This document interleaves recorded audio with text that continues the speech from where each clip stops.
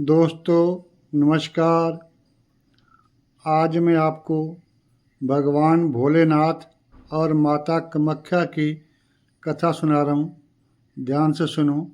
बाबा भोलेनाथ जी की जय हो, माता कामाख्या जी की जय हो। सुनो कथा जी। बहुत समय पहले की बात है, जब त्रिलोक में केवल एक ही नाम गूंजता था, भोलेनाथ शिव शंकर का। वे कैलाश पर्वत पर अपने ध्यान में लीन रहते और पूरा ब्रह्मांड उनके तप से संतुलित रहता।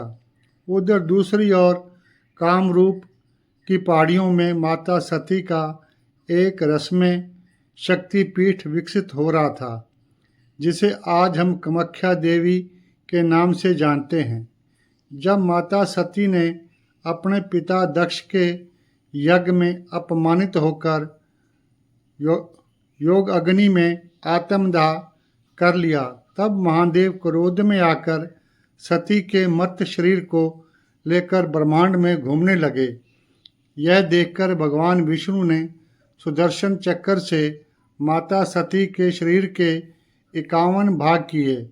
जहाँ जहाँ सती के अंग गिरे वहाँ शक्तिपीठ बने। कामाख्या देवी का मंदिर उस स्थान पर बना जहाँ माता सती का योनि अंग गिरा था। यही कारण है कि यह शक्तिपीठ विशेष रूप से स्त्री शक्ति और सर्जन की ऊर्जा का प्रतीक माना जाता है। काम यानी इच्छा और आख्या यानी ज्ञान। माता कामाख्या वह शक्ति है जो काम, इच्छा और सर्जन की अधिष्ठात्री देवी है। यह स्थान इसलिए भी विशेष है क्योंकि हर वर्ष यहाँ देवी के मासिक धर्म के समय अम्बुबाची मेला लगता है। उसमें मंदिर का मुख्य गर्भगृह बंद रहता है और माँ विश्राम करती है। एक समय शिवजी को इस रसमयी शक्तिपीठ के तेज का भान हुआ।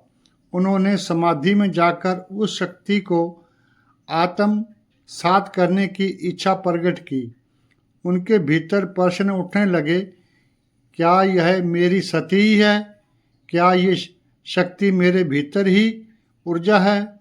भोलेनाथ स्वयं कामरूप की पर्वत श्रृंखलाओं में आए और ध्यानस्थ हुए। वहीं उन्हें माता कामाख्या के रूप में सती की ऊर्जा के दर्शन हुए। तब देवी प्रकट हुई और कहा, प्रभु, मैं ही आपकी अर्धांगिनी सती हूँ और यह स्थान मेरी शक्ति का केंद्र है। जब जब कोई स्त्री अपमानित होगी, मैं इस रूप में उनकी रक्षा करूँगी। शिवजी ने वहाँ दिव्य संकल्प लिया कि यह स्थान तंत्र, योग और साधना का मुख्य केंद्र बनेगा। भगवान शिव ने तंत्र साधना की गूढ़ विद्याएं यहीं पर विकसित की। कामाख्या पीठ को तंत्र साधना की राजधानी कहा गया। शमशान साधना, 10 महाविद्याओं की आराधना और गुप्त मंत्रों की सिद्धि, सबकी शुरुआत इसी शक्तिपीठ से होती है। कामाख्या देवी को 10 महाविद्याओं की अधिष्ठात्री देवी माना जाता है। माता अपने भक्तों को गुप्त विद्याओं, संतान, सुख, कामना पूर्ति, वशीकरण, सिद्धि आदि प्रदान करती है। वे तांत्रिकों, योगियों और साधकों की पूजा देवी है। शिवजी ने माता को यह वरदान दिया, हे देवी, जो भी भक्त सच्चे भाव से आपकी पूजा करेगा, मैं स्वयं उसकी रक्षा करूँगा। यही कारण है कि माँ कामाख्या देवी मंदिर में शिव और शक्ति दोनों ही उपस्थित मानी जाती है। कथा का संदेश। यह कथा हमें सिखाती है कि शिव और शक्ति कभी अलग नहीं होते। सती के शरीर का गिरना और शक्तिपीठों का बनना यह दर्शाता है कि ऊर्जा कभी नष्ट नहीं होती, वह रूप बदलती है।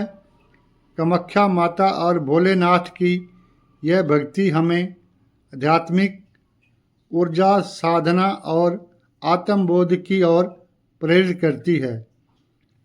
भोलेनाथ बाबा की जय हो, माता सती जी की जय हो, भोलेनाथ बाबा जी की जय, माता सती जी की जय, भोलेनाथ बाबा जी की जय।